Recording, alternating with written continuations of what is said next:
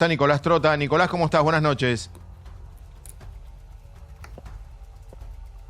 Hola, muy buenas noches. ¿Qué tal? Viene el mejor preparado de todos, Trota. con la bandera De todo acá, lo ¿no? que hemos hecho comunicaciones, Trota con micrófono. Habla en todo cadena, parece, preparado. ¿no? Nicolás. Nicolás, Estoy ¿cómo en el estás? Buenas ministerio noches. todavía. Estamos en el ministerio. Sí, leí por ahí que vos ibas a trabajar todos los días. Me dirá, bueno, qué obviedad. No, qué obviedad no, porque estamos en cuarentena. Que ibas al ministerio todas las noches. Alguien lo vi por ahí, que ibas todos los días. No, todos los días, los y a días. veces me quedo hasta tarde. Hoy Y a me veces te quedas hasta tocó quedarme hasta tarde, pero sí, venimos todos los días en este Palacio Sarmiento, donde somos muy poquitos hoy en día porque la inmensa mayoría, yo diría el 99%, está trabajando desde sus casas, ¿no? Nicolás, a ver, te queremos preguntar esto porque se habla mucho del tema educativo, vos la verdad que estás comunicando todo el tiempo, a donde quería apuntar es, hay un genérico así entre los chicos, porque los chicos nos preguntan a los periodistas, acá no vuelve más la clase, ¿no? Mi hijo me pregunta, universitario, la hija de mi mujer, esto no vuelve más, ¿no? La pregunta que te hago es, no te puedo pedir una fecha, porque no sería serio. Difícil. Pero las clases, vos decís, es lo último que vuelve. Lo último que vuelve, ¿qué es? ¿Agosto, septiembre, octubre?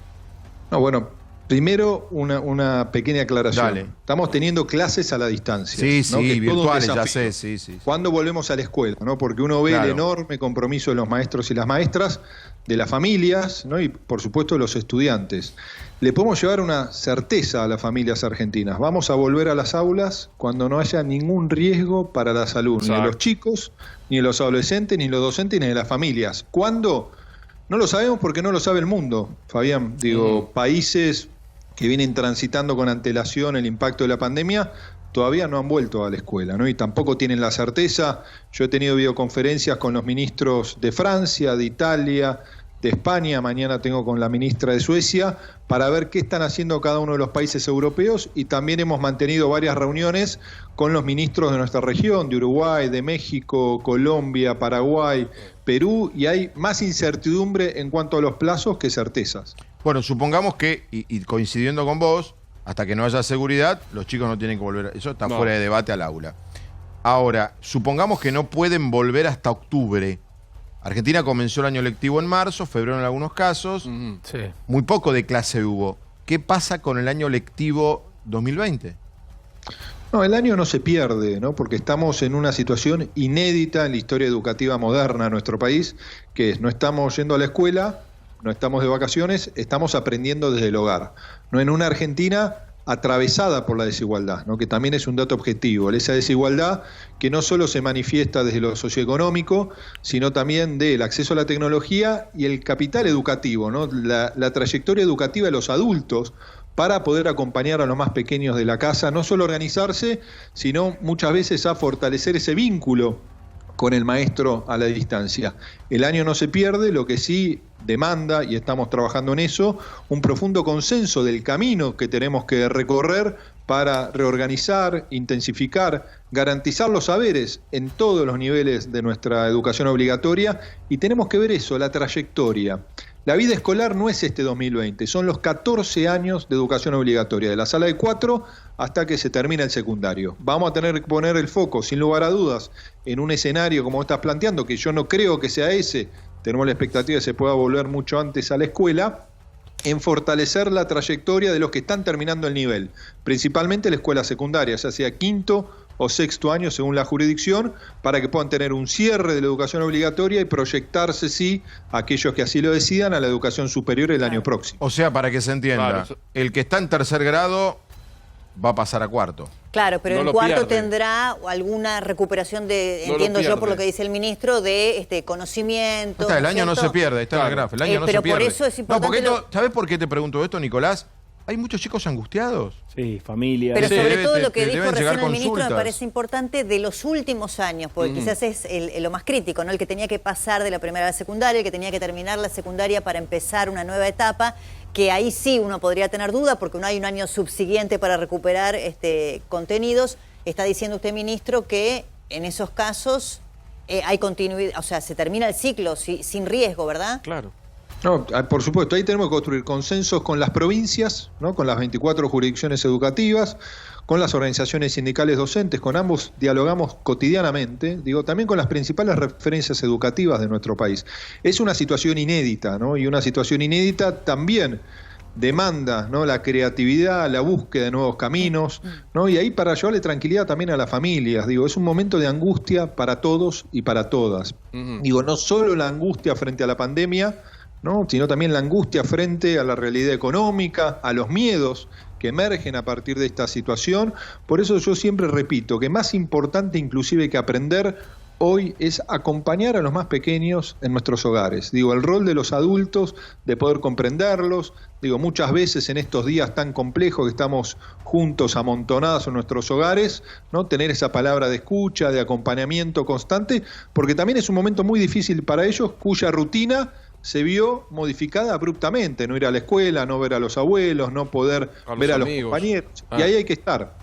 Igual, Nicolás, yo creo que hay que marcar, así como nos pasa con los mayores de 70, también con los chicos, ir aceptando que nos tocó la excepcionalidad, una situación fortuita al mundo, y que si yo estoy en quinto y no puedo ir a Bariloche, y si yo estoy en primero y no puedo pasar a segundo, es un caso excepcional, la vida no termina en el año pero hay 2020, que pero yo lo entiendo y vivimos todos con una prisa brutal y todos queremos que todo sea, pero me parece que mientras no tengamos la vacuna, todos tenemos que entender que la pregunta no es cuándo, porque te la preguntaron 7 millones de veces en todos los reportajes, sino es cómo te imaginás la vuelta, porque tal vez no vamos a tener clases de 30 o 35 chicos como tuvimos hasta ahora en el mundo, tal vez tenemos que cambiar las condiciones. Bueno, todo eso es un enorme desafío para nuestro sistema educativo, porque ningún establecimiento educativo tiene la capacidad de duplicar su espacio para dividir los cursos o las aulas, ¿no? Entonces ahí vamos a tener que readaptar. Estas decisiones, muchas de ellas, no son decisiones del campo de la educación más allá que nosotros las instrumentemos. Son decisiones epidemiológicas. Ahí, compartiendo lo que vos estás diciendo, se abre una nueva realidad que no se agota cuando volvamos a las aulas. Va a tener que existir, por lo que dicen los especialistas, cambios en las conductas. Obviamente, frente a eso vamos a tener que buscar las soluciones dentro de lo posible, siempre priorizando el cuidado de la salud. A un adolescente es más fácil, hacerle cambiar una conducta de distancia social. A un niño de 7, 8 años es más difícil, pero quizá con el adolescente es más fácil, ¿no es cierto? Sí. No, y además, cosa que nosotros trabajamos mucho en la escuela, inclusive en este programa que seguimos educando a la distancia, con la televisión, la radio, la distribución de más de 12 millones de cuadernos, es toda la política preventiva. No tenemos muchas herramientas todavía para enfrentar a este virus, que el hecho de la higiene, la distancia social, la responsabilidad de cumplir todas las indicaciones que emanan de los organismos correspondientes, y también la solidaridad, darnos cuenta que cualquier actitud individual, cualquier descuido individual afecta a los demás. Veamos los casos de lo que ocurrió en Chaco, por ejemplo, o en Moreno. El incumplimiento del aislamiento de aquellos que venían del exterior al comienzo de esta pandemia tuvo una consecuencia muy trágica. Ahora, ministro, le hago dos consultas. La primera, en el caso hipotético que las clases pudieran volver en agosto, uno supone que las vacaciones de verano serán suspendidas para los alumnos y que se intentará recuperar en esos 2 meses estivales parte de la cursada que no se dio ahora. Y la segunda consulta tiene que ver con lo que usted dijo, la educación a distancia. Pasa que uno viendo los números que entregan las cámaras argentinas de Internet en la Argentina ve que el 39% no tiene acceso a Internet fijo en su casa y que la gran mayoría de los que tienen conectividad por el celular, el 80% son los sistemas de prepago que les consumen muchísimo, les sale un dineral. Entonces, ¿cómo se resuelven ambas cosas? La de la educación a distancia para un montón de gente las que notebook encontraron, no 135.000. Sí, pero si no tenés internet, la notebook tampoco te sirve demasiado. Y el tema de las vacaciones de verano en caso de que vuelvan las clases.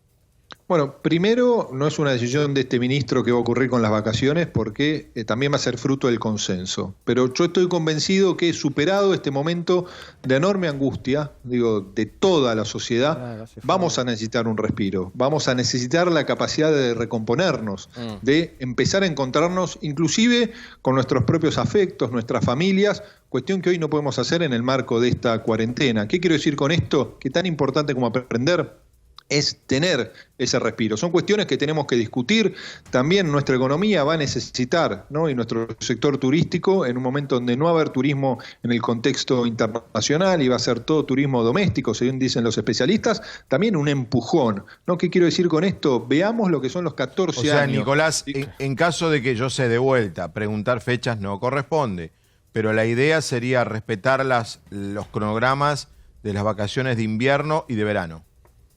Mi posición, mi recomendación va a ir en ese camino y lo vamos a conversar con todas las provincias, lo vamos a... Por mucho más, Fabián. No, pregunto esto porque da mucho certeza para el verano es clave, la gente va a llegar. Pero los maestros siguen enseñando. Digo, seamos conscientes de esa realidad. Digo, no pensemos que solo sobrecargando nuestra sociedad, digo, vamos a lo que le decía hoy. Una cuestión son los que están terminando el ciclo, ¿no? Los que están terminando el primario, el secundario. Otra cuestión son, ¿no? Los que están en 4º grado, en 5º grado, que vamos a tener, ¿no? 7, 8, 9 años por delante para poder compensar estos días que no pueden concurrir a la escuela en esta situación inédita, que todos estamos haciendo un esfuerzo para que se aprenda, ¿no? Y siendo también a tu pregunta, nuestra respuesta vinculada a esta profunda desigualdad que tiene la Argentina, en parte es una agenda analógica. Nosotros hoy estamos produciendo 14 horas de televisión por día en la televisión pública, en más de 50 canales que retransmiten estos programas de 2 horas, donde esa escuela irreemplazable la intentamos acercar al hogar,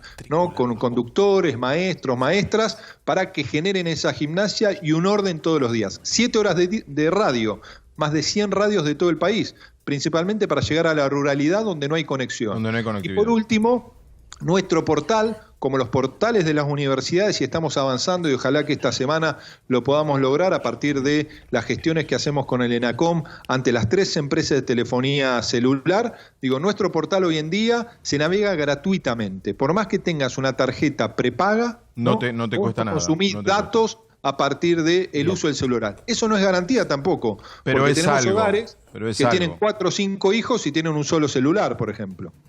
Nicolás, abrazo enorme y gracias. Buenas noches para vos. No, muchas gracias a ustedes. Buenas noches. Nicolás Trota, el ministro de Educación de la Nación. A ver, repasamos porque pese a lo difícil que es establecer definiciones, Trota dijo Título 1. Título 1, los que están porque depende del colegio, no la pierden el año, pero sobre todo, el que termina este año primaria y pasa a secundaria, pasó. Y el que termina secundaria y va a universidad, pasó. ¿Lo estás diciendo el 20 de abril? Sí.